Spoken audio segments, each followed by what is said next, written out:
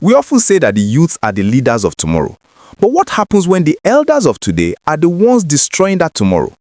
What happens when the people we call Baba, the people who sit at the peace meetings, the people who wear the white robes of authority are the very ones counting the blood money? The headline you saw is not a mistake, it is a tragedy.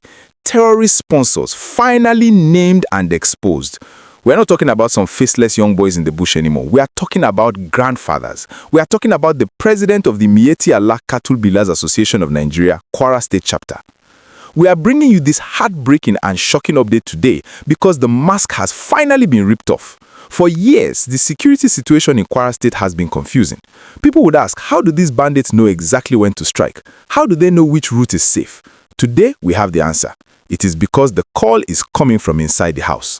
Security operatives have arrested 3 top Fulani leaders in Kwara State, including the Miyetti Allah state president himself. And they didn't just arrest them with suspicion, they arrested them with evidence. We are talking about millions of naira in cash, hard currency, recovered from men who claim to be simple cattle breeders.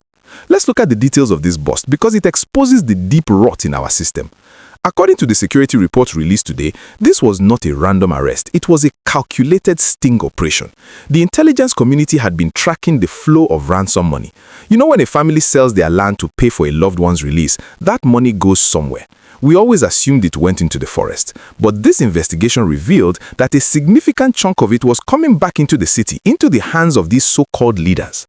The report confirms that the Miyetti Allah leader has reportedly admitted to the crime. Let that sink in. He didn't deny it. He admitted to aiding multiple kidnapping operations linked to armed Fulani bandits. This is a man whose job description is literally to ensure peace between herdsmen and farmers.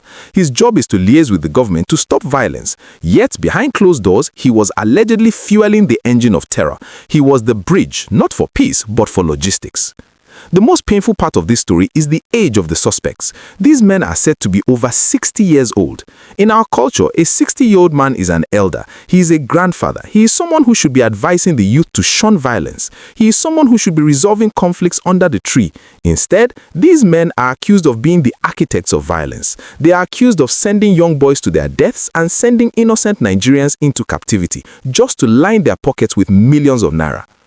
I want to pause here and ask you a very serious question.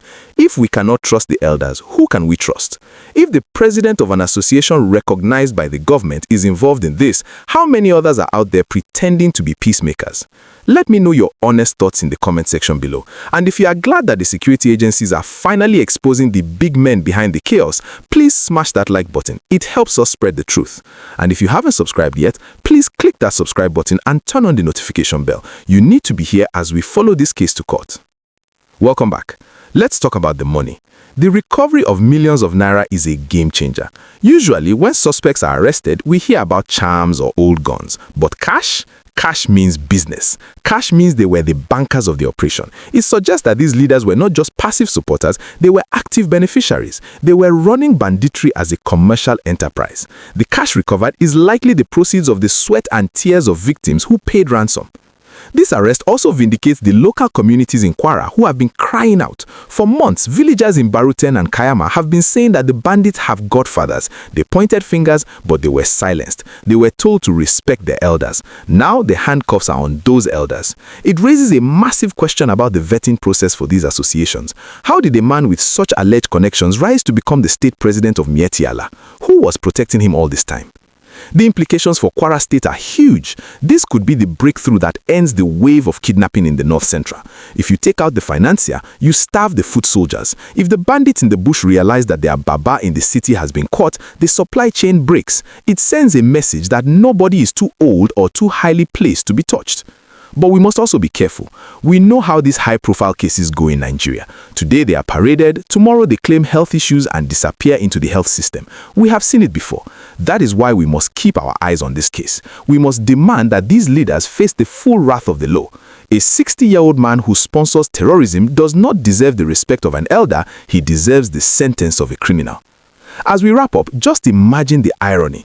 The man who sits in security meetings with the governor, the man who shakes hands with the commissioner of police, was the same man allegedly plotting the next kidnapping. It's a betrayal of the highest order. We will continue to follow up on this story. We want to know the names of the other 2 leaders arrested with him. We want to know how many years this has been going on, and we will bring you every update right here.